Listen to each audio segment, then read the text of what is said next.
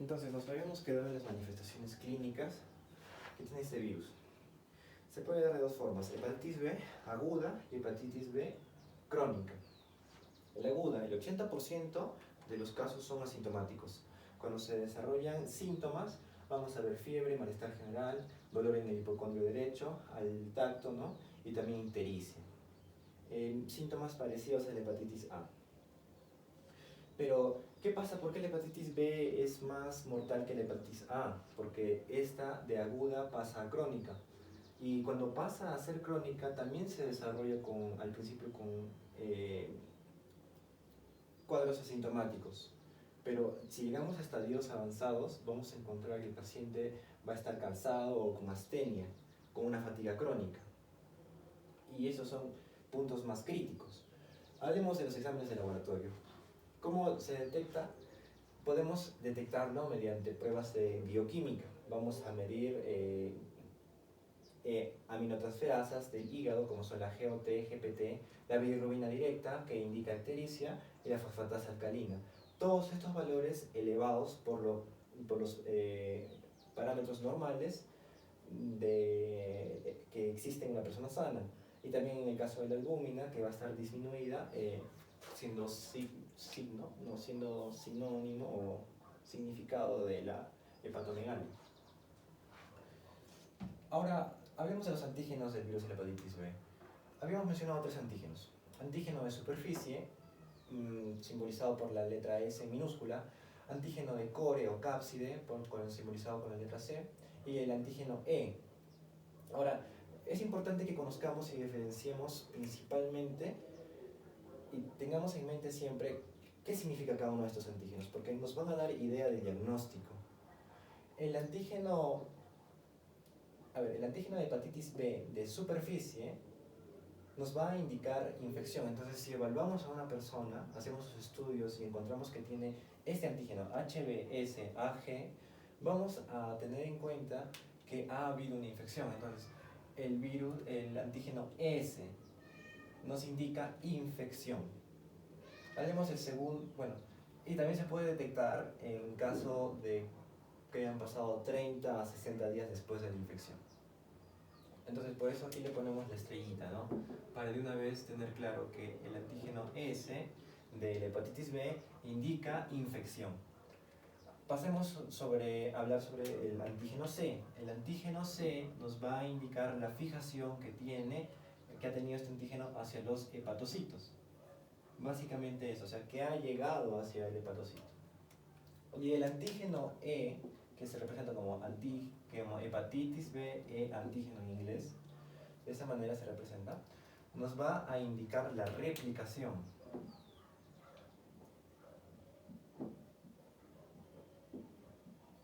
Entonces, con simples palabras ya tenemos relacionado antígeno S, infección; antígeno C, fijación en hepatocitos; antígeno E, replicación. Como ya mencionaba, esto nos va a ayudar con el diagnóstico. Si se hacen las pruebas de laboratorio y encontramos que un paciente tiene, por ejemplo, tal antígeno y ha desarrollado anticuerpos contra este antígeno, y digamos, no tiene este antígeno, pero sí tiene este antígeno, se puede dar diferentes tipos de diagnósticos. Podemos determinar si es aguda o es crónica, o en casos también de que son agudas y están pasando a ser crónicas. Y también si son replicativas o no, dependiendo de la presencia de esto, del antígeno E. Pero eso lo vamos a ver. A través del análisis de diferentes marcadores virales es posible determinar la etapa de la infección, que puede ser aguda, fase convaleciente, crónica del paciente en el estudio. Los anticuerpos anti-hepatitis B de superficie se traducen como inmunidad, mientras que la persistencia del antígeno S indica infecciosidad, como está ahí escrito, que será mayor en el caso del antígeno tal. La respuesta serológica a la vacunación se mide por la presencia de anticuerpos antisuperficie. Entonces, si una persona se vacuna,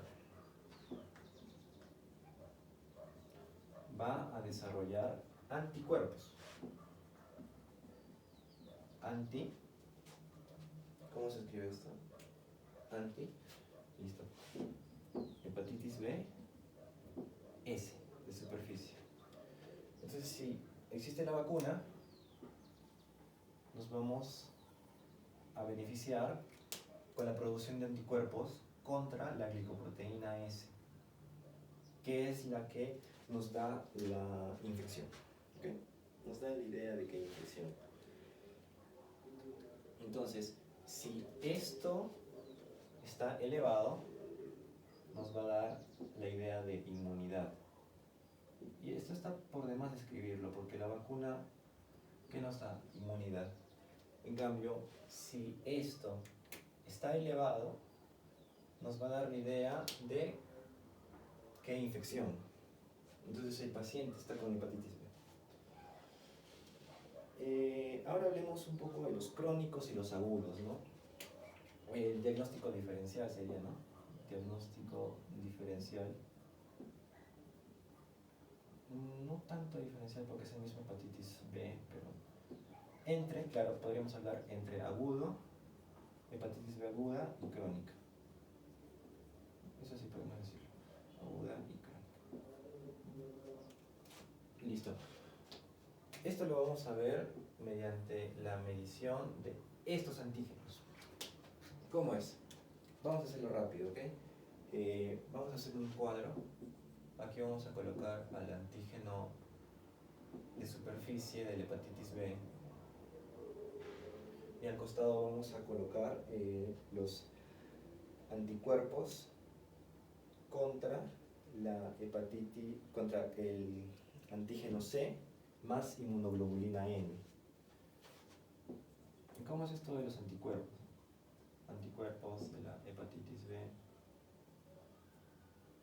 antígeno C más inmunoglobulina IgM, ¿no?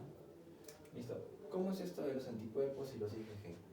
Si existe presencia en un organismo, ¿no?, de un antígeno, en este caso C, el organismo por respuesta inmunitaria va a desarrollar anticuerpos. En este caso sería C, ¿no es cierto? Entonces, si vamos a hablar de acá que existe anticuerpos contra el antígeno C de la hepatitis, vamos a entender que este anticuerpo va a atacar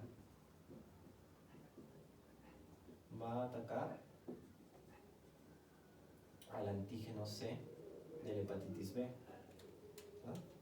Entonces este anticuerpo lo va a eliminar el otro.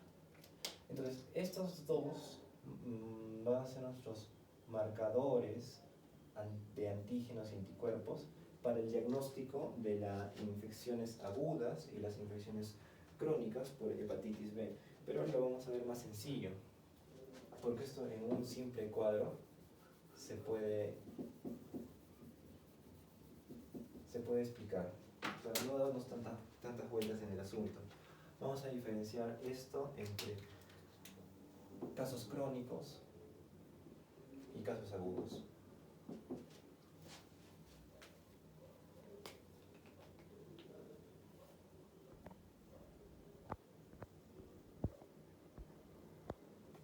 A ver.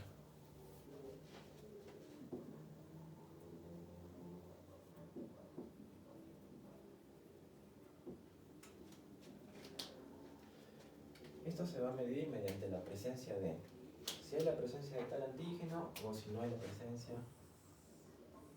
de tal anticuerpo. Listo.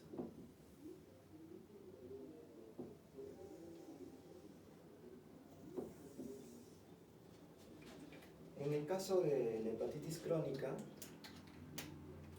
va a haber anticuerpo de superficie, porque el anticuerpo de superficie indica infección.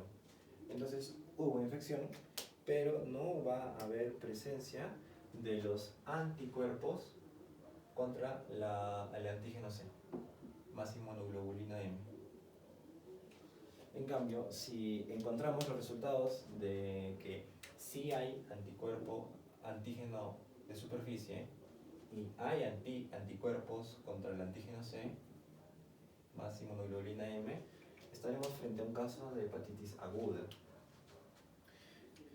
Y ahora hablemos de cómo es que se convierte de agudo a crónico. Si una persona está en una fase aguda, pasa más de 6 meses, puede cronificar. Eso es simplemente. Así de simple.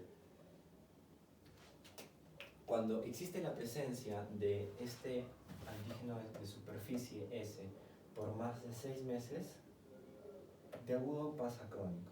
Entonces lo anotamos acá.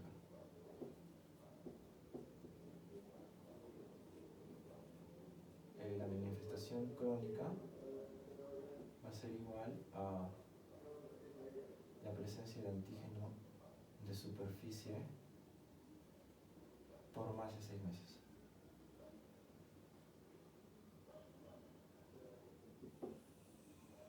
Así es como cronifica esto.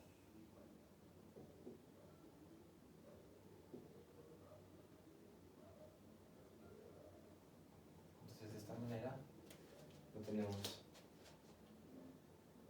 Entonces, el diagnóstico confirmado de infección aguda por virus hepatitis B significa la presencia de los siguientes marcadores: el marcador de antígeno de superficie de hepatitis B y el anticuerpo de antígeno C más inmunoglobulina M.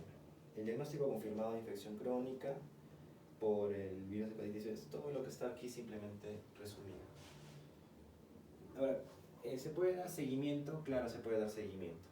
En casos de pacientes que tienen infección crónica, se les hace el seguimiento para verificar si es que esto ha avanzado y ha podido producir fibrosis, como vimos acá. Entonces, si es un caso crónico, se hace el seguimiento para ver si es que ha afectado hacia los protocogenes este virus y ha producido cirrosis o fibrosis también. Y también si ha producido necroinflamación. Pero en casos de infecciones agudas, se tiene que hacer el seguimiento para ver si es que no cronifica. Simplemente es así.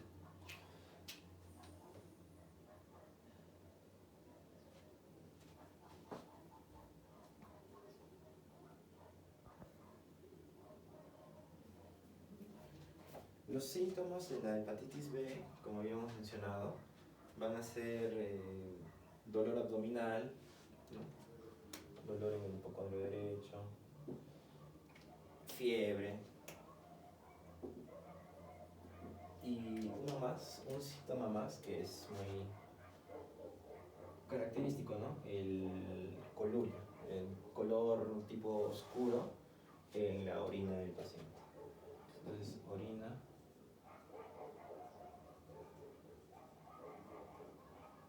colúrica. Estos tres principalmente.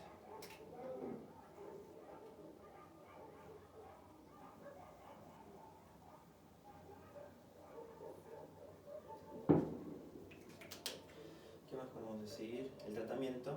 El tratamiento para el virus hepatitis B va a ser mediante interferones. Aunque se menciona que no está tan bien. Pero es la única manera efectiva que se tiene para tanto hepatitis B y hepatitis D. Y el esquema de vacunación son 3 dosis. En la primera se da la primera dosis, se esperan 2 meses y se puede dar la segunda dosis y se esperan después de la segunda dosis 4 meses y puedes tener la tercera dosis. Entonces de esa manera cumples con las 3 dosis para el hepatitis B. Y de esta manera se termina todo lo que es hepatitis B, pero sin antes escribir en la pizarra lo que había mencionado porque se me acabó la pizarra. ¿Qué vamos a escribir allí? A ver, simplemente creo que estábamos hablando, ¿no? Del seguimiento. Ah, sí, seguimiento. El seguimiento en caso de agudo, ver si cronifica. En el caso de crónico,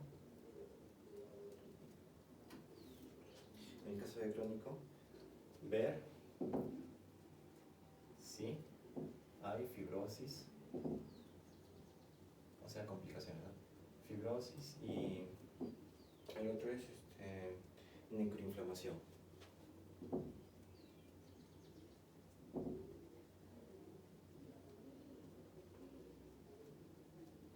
Este seguimiento.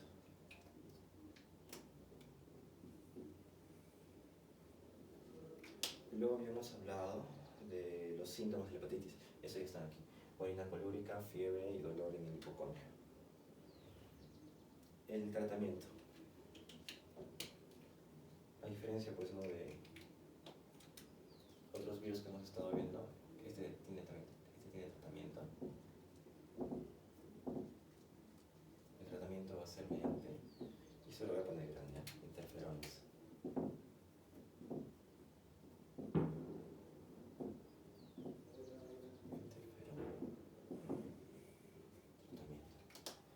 Y por último, la vacunación.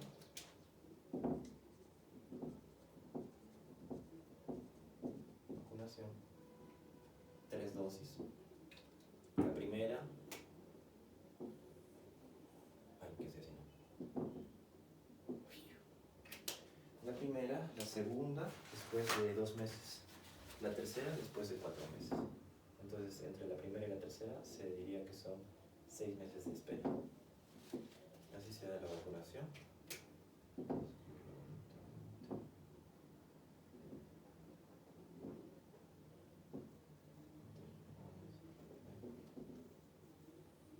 La vacunación.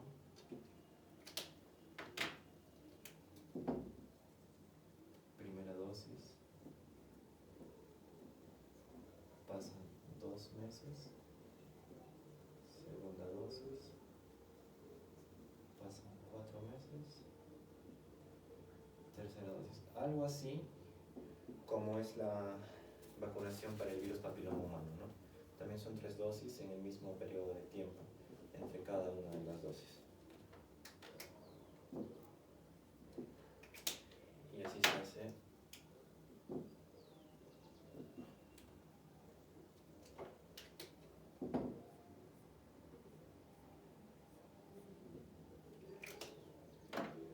Y así terminamos con hepatitis B. En la siguiente clase vamos a ver el virus de la influenza. Y por último estaremos